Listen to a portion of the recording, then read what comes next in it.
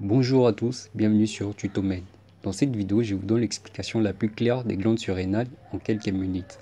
Les glandes surrénales sont deux glandes endocrines de petit volume jouant un rôle essentiel dans le contrôle de la tension artérielle et dans la synthèse d'une hormone vitale qui est le cortisol. Elles sont localisées dans la région abdominale lombaire en position rétropéritonéale. Elles coiffent l'épaule supérieure de chaque rein, comme leur nom l'indique, au-dessus des reins. Elles ont une forme de virgule encapuchonnant les reins, la glande droite est triangulaire, la gauche plutôt sémilunaire. Du point de vue interne, chaque glande surrénale est entourée par une capsule fibreuse qui envoie des prolongements à l'intérieur de la glande. On distingue deux parties aux glandes surrénales, le cortex et la médula.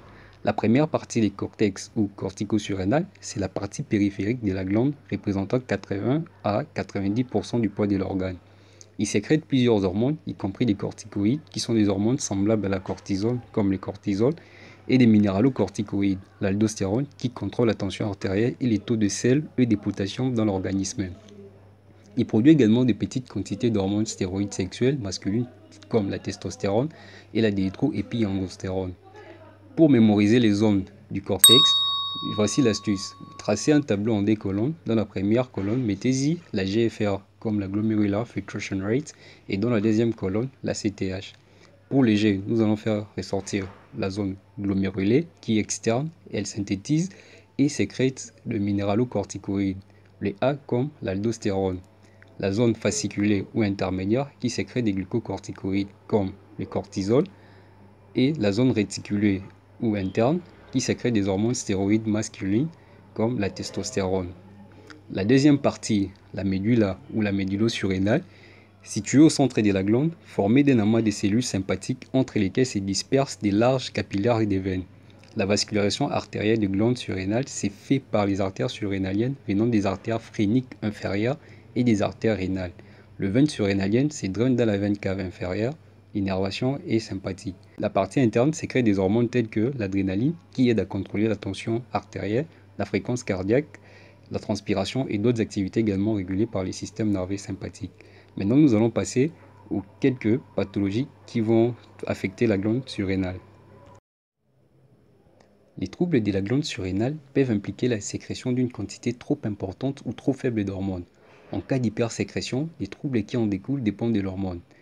Les syndromes de Cushing en cas d'hypersécrétion de glucocorticoïdes, la maladie de Cushing en cas d'hyperplasie bilatérale des surrénales secondaire à une hypersécrétion d'ACTH, l'hyperaldostéronisme en cas d'hypersécrétion d'aldostérone, le phéochromocytome en cas d'hypersécrétion d'adrénaline et de noradrénaline, la virilisation en cas d'hypersécrétion d'androgènes.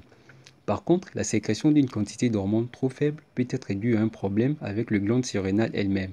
Exemple, la maladie d'Addison qui est un trouble primaire, ou dû à un problème situé ailleurs dans le corps comme la l'hypophyse ou l'hypothalamus. On peut citer l'insuffisance surrénalienne secondaire.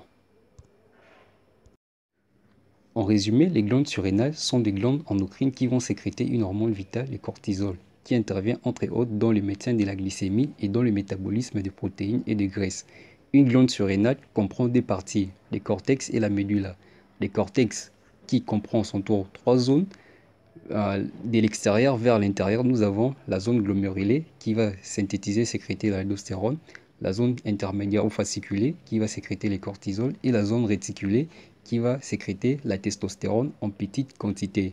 La vascularisation c'est fait par les artères surrénaliennes et les veines surrénaliennes. Les pathologies, on peut citer les syndromes de Cushing en cas d'hypersécrétion et la maladie d'Addison en cas d'hyposécrétion.